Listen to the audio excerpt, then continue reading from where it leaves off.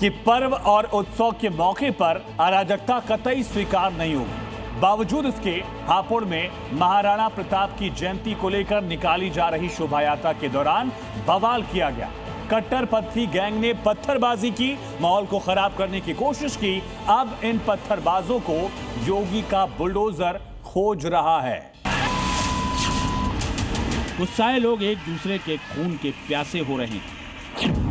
तस्वीरें धौलाना के देहरा इलाके की हैं, जहां महाराणा प्रताप की जयंती के मौके पर शोभा यात्रा निकाली जा रही थी। इसी दौरान दो समुदायों के बीच किसी बात को लेकर पहले कहासुनी हुई और फिर जो हुआ उससे पूरा इलाका जंग के मैदान में तब्दील हो गया। प्रत्यक्षदर्शियों के मुताबिक शुरुआत में मामला मामूली विवाद जैसा नजर आ रहा था, लेकिन कुछ ही मिनटों में दोनों ओर से पथराव शुरू हो गया, जिससे भगदड़ जैसे हालात बन गए।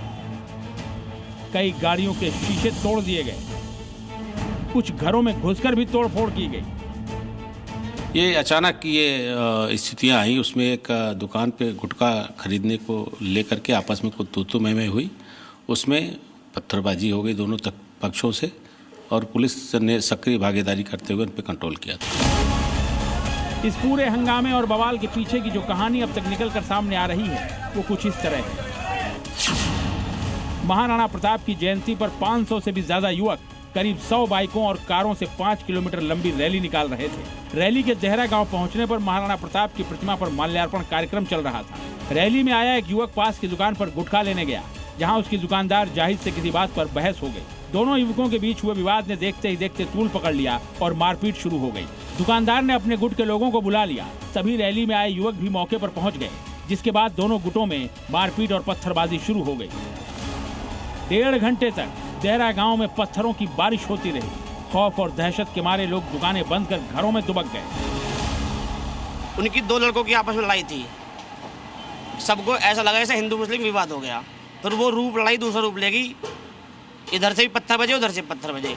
वो जबरदस्ती उनकर छत पर चढ़ रहे थे। उनकी औरतों से बदतमीजी करी। उन्होंने अपने बचाव में जो है जब पथराव करने की कोशिश करी, लेकिन उनके जो पिताजी थे उन्होंने पथराव से रोका। तो नीचे से पहले पथराव हुआ है, तब उन्होंने अपने बचाव के लिए पथराव करा। घटना की जानकारी मिलते ही धौलाना थाना पुलिस के साथ साथ अतिरिक्त फोर्स मौके पर पहुंची। पुलिस ने स्थिति को काबू में किया। अभी तक 2 लोगों को गिरफ्तार किया गया है, जबकि आधा दर्जन लोगों को हिरासत में लेकर पूछताछ की जा रही है। ये महाराणा प्रताप की मूर्ति है। महाराणा प्रताप की जयंती मनाई जा रही थी। इसी बीच में कुछ तकरीर शुरू हो गई और 2 तरफ से 2 समुदायों के बीच में हिंसा भड़क गई। दरअसल इसी मूर्ति के पास एक कार्यक्रम हो रहा था। यहाँ से बताया जा रहा है, जो पुलिस के सूत्र हैं, कि कुछ तकरीर दी जा रही थी। उसके बाद दूसरे पक्ष की ओर से यहाँ पर पथराव शुरू कर दिया गया है। भारी संख्या में पुलिस बल तैनात किया गया है। हापुड़ के अलग अलग इलाकों के थानेदार, अलग अलग थानों की फोर्स, SHO अलग अलग थानों के बुलाए गए हैं। ADG भानु भास्कर ने भी मौके पर पहुंचकर हालात का जायजा लिया। पुलिस घटनास्थल के आसपास लगे CCTV खंगाल रही है। दोषियों की पहचान की जा रही है। दावा है कि माहौल खराब करने वाला एक भी शख्स बचेगा नहीं। दोषियों के खिलाफ बुलडोजर एक्शन की भी बात की जा रही है। एक बड़ी टीम जो है सारी CCTV फुटेजेस को देख रही है, लोगों से बात कर रही है। जिनका भी इसमें इन्वॉल्वमेंट होगा उसके खिलाफ सख्त कार्रवाई की जाएगी। बुलडोजर एक्शन की तैयारी हो रही है, क्या ये इसमें भी कुछ हकीकत है क्या? निश्चित रूप से इनका आपराधिक इतिहास तलाशा जाएगा और इनकी संलिप्तता जो भी है, जो हमारे कैमरे में कैद हुए हैं, एक एक व्यक्ति को चिन्हित करके कार्रवाई होगी। फिलहाल धौलाना इलाके में हालात पूरी तरह से काबू में हैं। एहतियातन गांव में अतिरिक्त पुलिस बल की तैनाती कर दी गई है और लगातार निगरानी की जा रही है। पुलिस जांच कर रही है और कहां से आए थे, कौन थे और किस मकसद से ये दंगा फैलाया गया, क्या कोई बहुत बड़ी साजिश थी, इस पर भी जांच चल रही है। कैमरा जर्नलिस्ट रवि रंजन के साथ अनुराग मिश्रा, जी मीडिया, धौलाना। यूपी में एक बार फिर से सनातनियों का मेला लगने वाला है और इस बार सनातनियों का जमावड़ा कृष्ण नगरी मथुरा में होगा।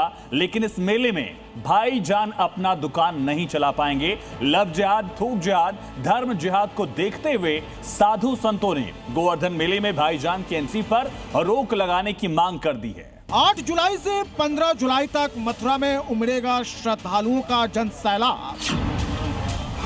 लेकिन कालने में लव जिहादी, झूठ जिहाद को रोकने और सनातनी आस्था खंडित न हो, इसको लेकर साधु संतों ने सीएम योगी से एक बड़ी डिमांड कर दी है।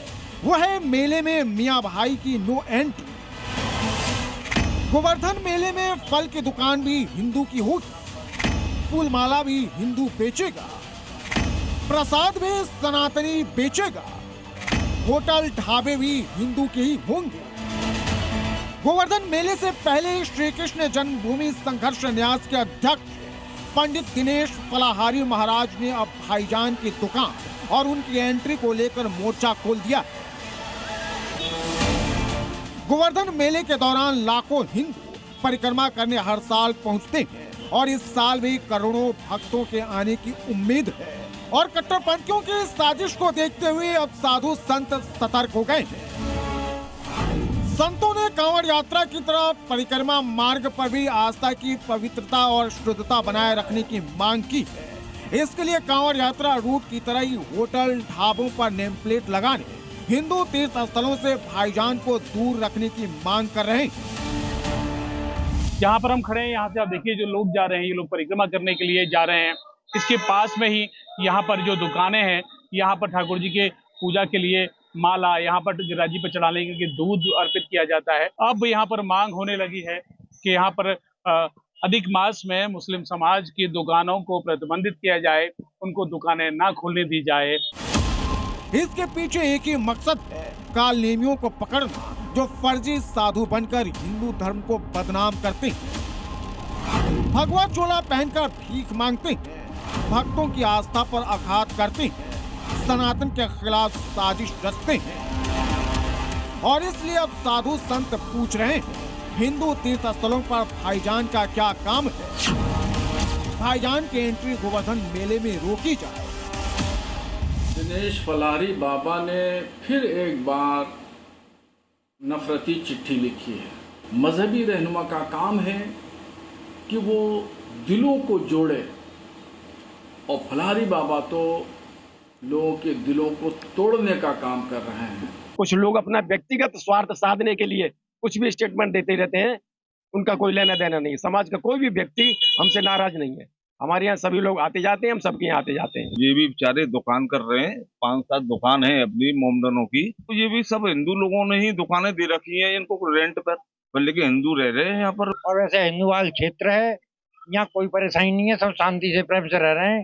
दानघाट के मंदिर के पास में कोई भी किसी प्रकार की परेशानी नहीं है। मथुरा के गोवर्धन में गुरु मुड़िया पूर्णिमा मेला करीब 450 सालों से लग रहा है। इस बार भी मेले की पूरी तैयारी हो गई है। श्रद्धालुओं के सुरक्षा और सुविधाओं का खासा ध्यान रखा गया है। मेले को 9 सुपर जोन, 21 जोन और 62 सेक्टरों में बांटा गया है। सुरक्षा व्यवस्था के लिए 9000 से अधिक पुलिसकर्मी तैनात रहेंगे, जिनमें 550 सब इंस्पेक्टर के साथ पीएससी और एनडीआरएफ की टीमें शामिल हैं। निगरानी के लिए 183 सीसीटीवी कैमरे और 31 वॉच टावर लगाए गए हैं। मतलब सुरक्षा इतनी चाक चौबंद है कि कोई भी कालनेमी घुसपैठ नहीं कर पाएगा। और अगर कालनेमी लवजिहादी मेले का माहौल खराब करने की कोशिश करेंगे तो फिर योगी फोर्स से उन्हें कोई नहीं बचा पाएगा। मथुरा से कन्हैयालाल शर्मा के साथ ब्यूरो रिपोर्ट, ज़ी मीडिया। हरिद्वार, जिसे हिंदू धर्म के 7 सबसे पवित्र स्थानों में एक माना जाता है, जहां से करोड़ों सनातनी श्रद्धालुओं की आस्था जुड़ी है, और उसी हरिद्वार से हैरान करने वाली खबर सामने आई, जो हिंदू आस्था के खिलाफ गहरी साजिश का संकेत दे रही है। आरोप है कि हरिद्वार में ऑनलाइन ऐप से नॉनवेज डिलीवरी की जाती है, जबकि हरिद्वार में एक प्रतिबंधित क्षेत्र के तौर पर इसे माना जाता रहा है, जहां मांस मदिरा के सेवन और बिक्री पर पूर्णतः रोक है। लेकिन उसी हरिद्वार में बटर चिकन और बिरयानी पर संतों ने खुद स्टिंग कर दिया। देखिए, तीर्थ नगरी की मर्यादा के साथ खुला खिलवाड़ किया जा रहा है, और ये दावा किसी और ने नहीं बल्कि हरिद्वार के ही अखंड परशुराम अखाड़े के साधु संतों ने किया है। अखंड परशुराम अखाड़े के अध्यक्ष पंडित अधीर कौशिक के मुताबिक बीते कई दिनों से हरिद्वार के प्रतिबंधित क्षेत्र में ऑनलाइन माध्यम से मांस मदिरा की सप्लाई की जा रही थी। लगातार ऐसी कई शिकायतें भी मिली, जिसके बाद अखंड परशुराम अखाड़े के पदाधिकारियों ने एक स्टिंग ऑपरेशन किया। इसके लिए अखाड़े ने ऑनलाइन ऐप के जरिए रेस्टोरेंट को नॉनवेज का ऑर्डर दिया। प्रतिबंधित क्षेत्र में नॉनवेज मंगवाने के लिए डिलीवरी वाले को बुक किया। महज आधे घंटे के भीतर नॉनवेज हरिद्वार प्रतिबंधित इलाके में पहुंच गया। हरिद्वार के नगर निगम क्षेत्र में मांस बिक्री, सेवन और अन्य उपयोगिता पर पूर्णतः प्रतिबंध है, लेकिन उसके बावजूद हरिद्वार में इस स्थान पर जहां इस वक्त मैं मौजूद हूं, नॉनवेज सप्लाई का एक वीडियो वायरल हो रहा है। मैं आपको बताना चाहूंगा कि ये जो बिल्डिंग है सिंचाई विभाग की, यहीं पर एक सोशल मीडिया पर एक वीडियो वायरल हो रही है जहां बताया जा रहा है कि नॉनवेज सप्लाई हुआ। जैसे ही डिलीवरी बॉय नॉनवेज लेकर हरिद्वार के प्रतिबंधित क्षेत्र में पहुंचा, साधु संतों का माथा ठनक गया। बस फिर क्या, साधु संतों ने कैमरे के सामने ऑर्डर किए हुए नॉनवेज को दिखाया और तीर्थ नगरी के पवित्र मर्यादा की खुलेआम अनदेखी का आरोप लगाते हुए प्रशासन और नगर निगम को चेतावनी दे डाली। साधु संतों का आरोप है कि ऑनलाइन ऐप कंपनियां बिना किसी जांच पड़ताल के प्रतिबंधित वस्तुओं की डिलीवरी कर रही हैं, जिससे हरिद्वार की धार्मिक गरिमा प्रभावित हो रही है। क्योंकि हरिद्वार लाखों करोड़ों श्रद्धालुओं की आस्था का केंद्र है। यहाँ वर्षों से मांस और मदिरा की बिक्री और सेवन पर प्रतिबंध है। ऐसे में प्रशासन को जल्द से जल्द सख्त कार्रवाई करनी चाहिए। हालांकि अखंड परशुराम अखाड़े के साधु संतों ने नॉनवेज को हरिद्वार के प्रतिबंधित क्षेत्र से नहीं बल्कि किसी और इलाके से मंगवाया, लेकिन उनकी प्रशासन से मांग है कि हरिद्वार नगर निगम क्षेत्र में ऑनलाइन माध्यम से प्रतिबंधित वस्तुओं की डिलीवरी पर सख्त निगरानी रखी जाए। ब्यूरो रिपोर्ट, जी मीडिया। आंध्र प्रदेश के कडप्पा में एक चौराहे का नाम अब सांप्रदायिक संग्राम का मुद्दा बन चुका है। एक तरफ टीपू सुल्तान सर्कल की मांग है तो दूसरी तरफ हनुमान सर्कल के नारे। सवाल सिर्फ नाम का नहीं है, सवाल है पहचान की राजनीति का, सवाल है इतिहास बनाम आस्था का, और उससे भी बड़ा सवाल है भाईजान के कानून अपने हाथ में लेने का। कडप्पा में आज जब भाईजान ने नियम कायदों को तोड़ना शुरू किया तो पुलिस ने ऐसा तोड़ा कि भगदड़ सी मच गई। 1, 2, 3, 4, 5, 6 अनगिनत लाठियां। पुलिस ने भाईजान की तबीयत से सेवा की। उत्पात मचाने चौराहे पर जुटे थे। पुलिस ने पहले समझाने की कोशिश की, बहुत मनाया कि भाईजान कानून को अपने हाथ में ना लो, लेकिन टीपू सुल्तान के नाम पर भाईजान के दिल में क्रांति की आग धधक रही थी। कानून को अपनी जेब में डालने की कोशिश की। नतीजा हुआ कि वर्दीधारियों ने टीपू सुल्तान के चहेतों की गर्मी उतार दी। कितने सुनियोजित ढंग से भाईजान चश्मा लगाकर पहुंचे थे, मर मिटने के जज्बे के साथ, लेकिन पुलिस टांग ले गई। हालांकि तब भी भाईजान की आंखों पर लगा काला चश्मा चिपका रहा। अफरा तफरी, लाठीचार्ज और आंध्र प्रदेश के कडप्पा के अलमास पेट में आखिर हुआ क्या था? इतना बवाल मच गया। भाईजान की किस हरकत पर भड़क गई पुलिस? ये संग्राम छिड़ा है टीपू वर्सेस हनुमान का, नाम पर बवाल का, सड़क पर सांप्रदायिक टकराव का। कडप्पा के अलमास पेट सर्कल सांप्रदायिक टकराव का अखाड़ा बना हुआ है। इस चौराहे का नाम टीपू सुल्तान हो, इस मांग को लेकर सड़क पर हजारों लोग उतर आए, नारे लगाने लगे, भीड़ जमा हुई और माहौल गर्मा गया।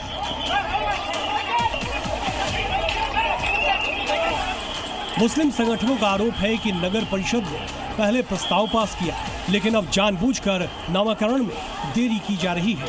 इसी गुस्से के साथ बड़ी संख्या में ये लोग अलमास पेट सर्कल पहुंच गए। भीड़ बढ़ती गई, नारे तेज होते गए। इधर बीजेपी और हिंदू संगठनों ने साफ ऐलान कर दिया कि अलमास पेट में टीपू नहीं चलेगा। उन्होंने इस जगह का नाम हनुमान चौक रखने की मांग की है। एक तरफ टीपू के समर्थन में नारे तो दूसरी तरफ हनुमान के जयकारे, और देखते ही देखते तनाव झड़प में तब्दील हो गया। कडप्पा की सड़कों पर जमकर पत्थरबाजी हुई, जिसके बाद पूरे इलाके में अफरा तफरी मच गई। लोग जान बचाकर भागते नजर आए, दुकानों के शटर गिर गए, पूरा इलाका छावनी में तब्दील हो गया। हालात बिगड़ते देख पुलिस ने मोर्चा संभाला और लाठीचार्ज करके लोगों को खदेड़ना शुरू कर दिया। चप्पे चप्पे पर भारी संख्या में फोर्स तैनात की गई। अलमास पेट सर्कल को चारों तरफ से सील कर दिया गया है। टीपू सुल्तान एक ऐसा नाम है जिस पर देश में पहले भी विवाद होता रहा है। किसी के लिए वो शासक है तो किसी के लिए आक्रांता। ऐसे में ये तस्वीर सवाल खड़े कर रही है कि क्या इतिहास के नाम पर सड़कों पर तनाव और बढ़ेगा। कडप्पा में फिलहाल शांति है, स्थिति नियंत्रण में बताई जा रही है, लेकिन तनाव की चिंगारी अब भी सुलग रही है। ब्यूरो रिपोर्ट, जी मीडिया। सुवेंदु अधिकारी के सीएम बने अभी महज 34 घंटे हुए हैं, लेकिन बंगाल में एक्शन शुरू हो गया। बंगाल में सालों से बंद पड़े मंदिर अब खुलने लगे हैं, तो पुलिस के काम करने का तरीका भी बदल गया। अब बंगाल से कट्टरपंथी, बदमाश, गुंडे और बमबाजों की सफाई शुरू हो गई है। हथियारों के जखीरे पकड़े जा रहे हैं और सुवेंदु अधिकारी बंगाल में एक्शन ले रहे हैं, लेकिन टेंशन में बांग्लादेशी मौलाना क्यों हैं, देखिए। बंगाल में सुवेंदु अधिकारी के एक्शन से टेंशन में बांग्लादेशी कट्टरपंथी और टेंशन में वो भी क्यों ना। सुवेंदु के सीएम बनते ही सालों से बंद मंदिरों के ताले खुलने लगे।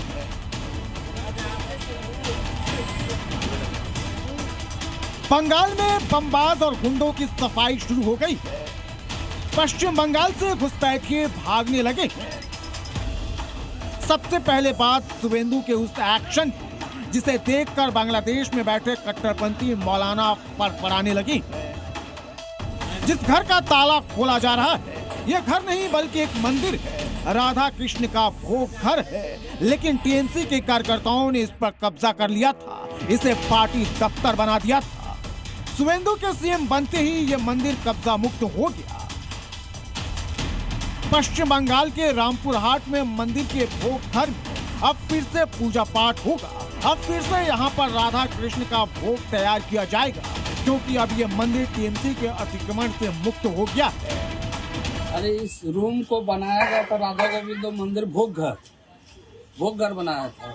2023 में जितना पैसा उसे खर्चा करके भोग घर के लिए बनाया गया था, टीएमसी का ये सब बदमाश लोग आकर के उसको कर लिया, मतलब इसको क्या हुआ, दखल कर लिया। राधा कृष्ण मंदिर का एक भोग घर तैयार हुआ था आधा, तो आधा होने के बाद टीएमसी पार्टी आने के बाद उसको कैप्चर कर लिया और भोग घर को अपना ऑफिस घर बना लिया था।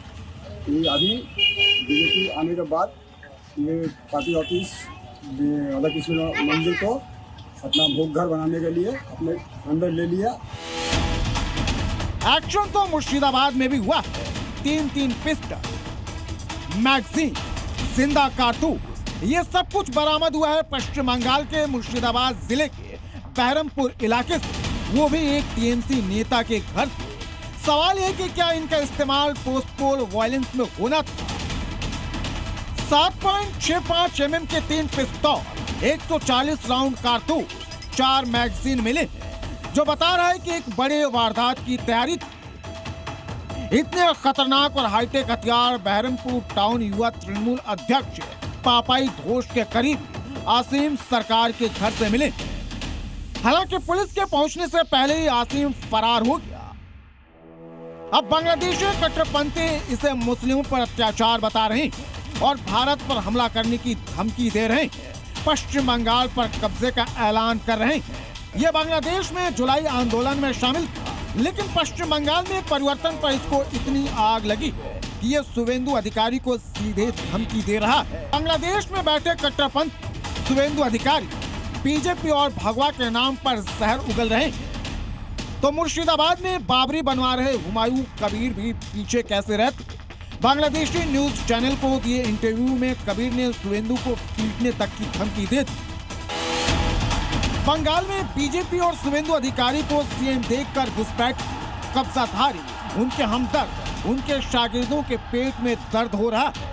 लेकिन अब सब कुछ बदल गया है। अब बंगाल में वही होगा जो सुवेंदु अधिकारी चाहेंगे। ब्यूरो रिपोर्ट, सीमित।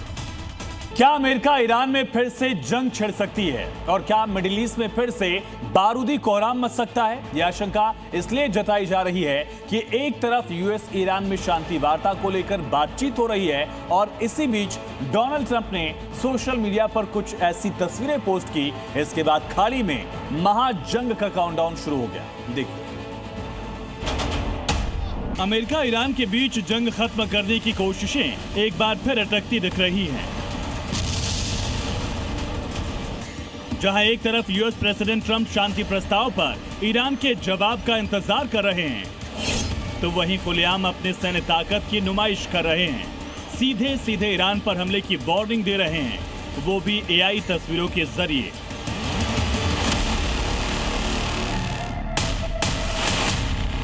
अपने सोशल मीडिया अकाउंट पर ट्रंप ने एआई तस्वीरों को शेयर कर जंग बंदी की बजाय पहले से ज्यादा विध्वंसक जंग होने के संकेत दे दिए।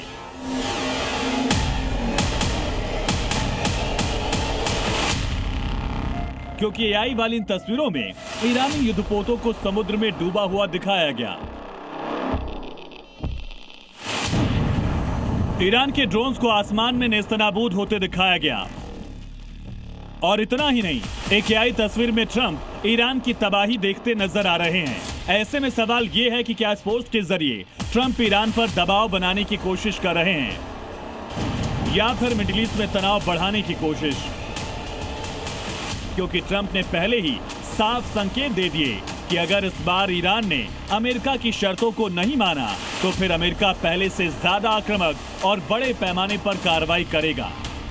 इसी बीच खाड़ी क्षेत्र में हालात शांत दिखने के बावजूद विध्वंसक हो चुका है। भले ही अमेरिका और ईरान के बीच संघर्ष विराम फिलहाल कायम है, लेकिन हॉर्मुज स्ट्रेट में लगातार झड़पें जारी हैं, जिसका सबूत यूएई से सामने आई ये तस्वीरें हैं।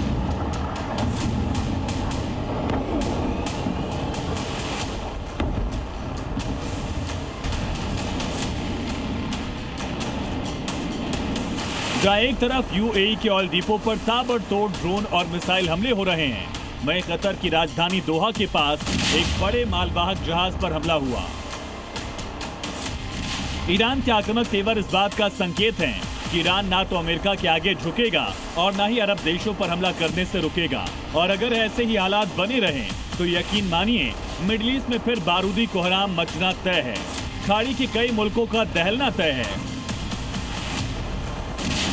और ट्रंप के ट्वीट के बाद तो ईरान ने अमेरिका तक को धमकी दी है, वो ये: युद्ध में दुश्मन अपने किसी भी मकसद में सफल नहीं हो पाएगा। ईरान ने अपनी सैन्य ताकत और रणनीति को पहले से ज्यादा मजबूत किया है। ऐसे में अगर ईरान पर हमला होता है या उसके ऑयल टैंकर को निशाना बनाया जाता है तो भी ईरान मिडिल ईस्ट में मौजूद अमेरिकी सैन्य अड्डों को तहस नहस कर देगा।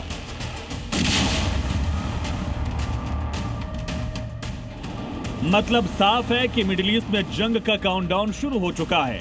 किसी भी वक्त धरती का ये इलाका बम, गोला, बारूद से फिर धड़क सकता है और इस बार जंग छिड़ी तो फिर कई मुल्कों का नक्शा तक बदल सकता है। ब्यूरो रिपोर्ट, जी मीडिया। और भारत में कहावत है ना कि जो दूसरों के लिए गड्ढा खोदता है एक दिन वो खुद उसमें गिरता है। और ये कहावत पाकिस्तान में एकदम फिट बैठती है। जिस आतंकवाद को शहबाज और मुनीर ने खाद पानी दिया, आज वही उन्हें मार रहा है।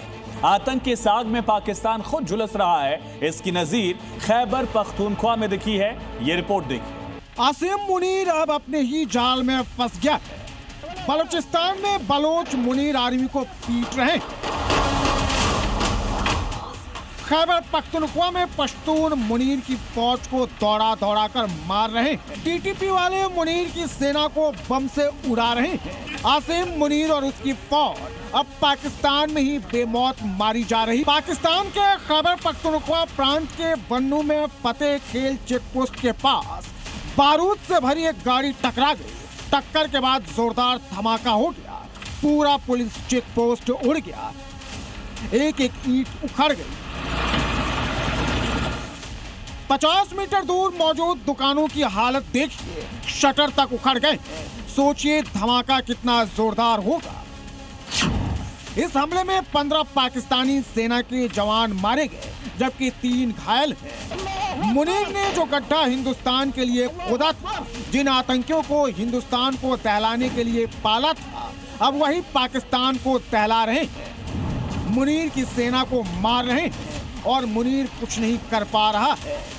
खैबर पख्तूनख्वा में आतंकी हमले का शक टीटीपी यानी तहरीक तालिबान पाकिस्तान पर है। धमाके की ये गूंज मुनीर और शहबाज को पूरी रात सोने नहीं दी होगी। धमाके का ये वीडियो भी पाकिस्तान के खैबर पख्तूनख्वा का है। मुनीर की सेना ने खैबर पख्तूनख्वा के नॉर्थ वजीरिस्तान के जामिया मस्जिद को उड़ा दिया। इसमें 15 पश्तूनों की मौत हो गई तो पश्तूनों ने सीधे मुनीर को चैलेंज कर दिया। मुनीर की सेना को सीधे टारगेट कर इसका बदला भी ले लिया। दावा है कि इस हमले में पाकिस्तान के 10 से ज्यादा सैनिक मारे गए हैं। सिर्फ टीटीपी या पश्तून ही नहीं बल्कि बलोच भी मुनीर आर्मी को दौड़ा दौड़ा कर मार रहे हैं। बलोच लिबरेशन आर्मी ने 42 पाकिस्तानी सैनिकों को मारने का दावा किया है। पीएलए के मुताबिक ये हमले 15 अप्रैल से 25 अप्रैल के बीच किए गए हैं। 10 दिनों में बीएलए ने मुनीर आर्मी के खिलाफ 27 ऑपरेशनों को अंजाम दिया। पीएलए, टीटीपी और पश्तूनों का नाम सुनते ही मुनीर की फौज की टांगें कांपने लगती हैं। मौत के डर से पाकिस्तानी सैनिक अब इस्तीफा दे रहे हैं।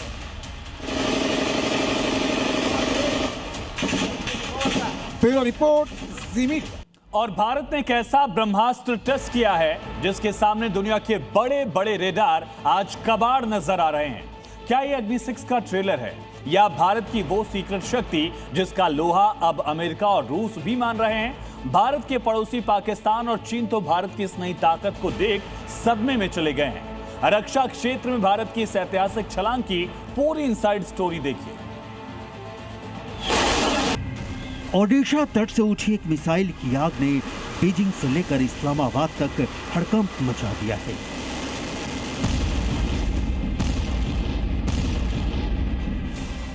वो भारत जो कभी रक्षा के लिए दूसरों की ओर देखता था, आज दुनिया को अपनी ताकत से चौंका रहा है। डीआरडीओ ने एक ऐसी रहस्यमयी मिसाइल का परीक्षण किया है जिसने दुश्मन के डिफेंस सिस्टम को कबाड़ साबित कर दिया है। ओडिशा के अब्दुल कलाम द्वीप से एक अग्निपुत्र ने हुंकार भरी। रक्षा गलियारों में चर्चा है कि अग्नि 6 का शुरुआती ट्रेलर है।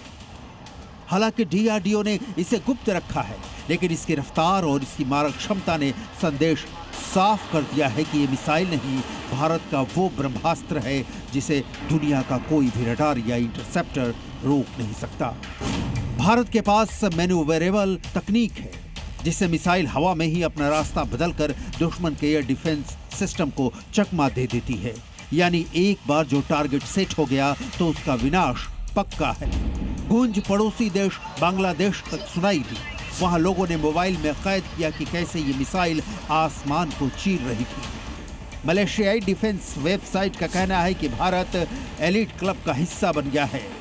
दुनिया में सिर्फ 4 देशों अमेरिका, रूस, चीन और उत्तर कोरिया के पास ही ICBM टेक्नोलॉजी है। इन देशों ने 12,000 किलोमीटर से ज्यादा रेंज वाली ICBM मिसाइलें तैनात की हुई हैं। पाकिस्तान ऐसी तकनीक का सपना भी नहीं देख सकता। ये मिसाइल चीन के उन गहरे ठिकानों के लिए है जो अब तक खुद को सुरक्षित समझते थे। MIRV तकनीक यानी एक मिसाइल जो अंतरिक्ष में जाकर कई बमों में बट जाए और अलग अलग शहरों को एक साथ तबाह कर दे। भारत अब इस ताकत का मालिक है।